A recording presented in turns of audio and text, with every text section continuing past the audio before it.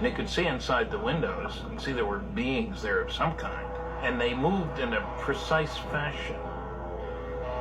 He suddenly locked eyes with somebody there. He got very frightened. Captain, what is it?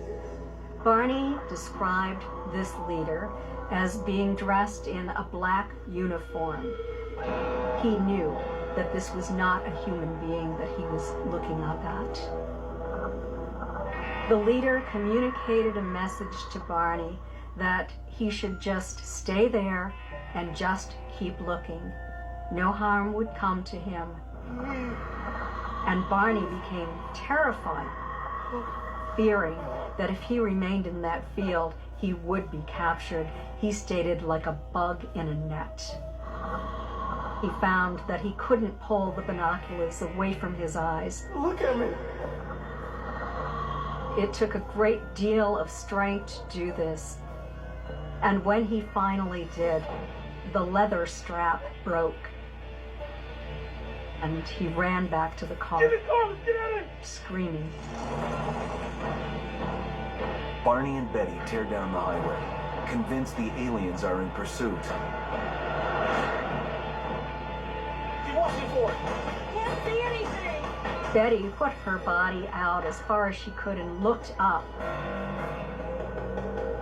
She and Barney started to hear a series of buzzing sounds that seemed to be striking the trunk of the car.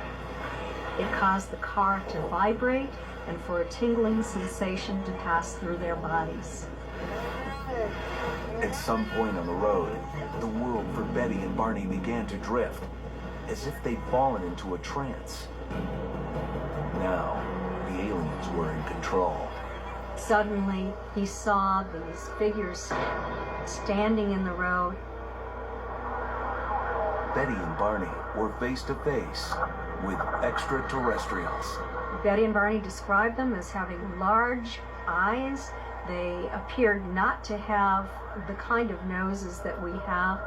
The beings that they encounter are very similar to what today we call the Greys, but back then that term was not used.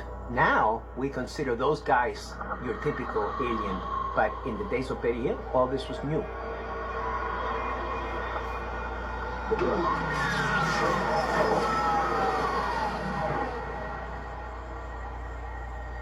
These beings, they did have the ability to seemingly paralyze Betty and Barney and to render them actually unconscious.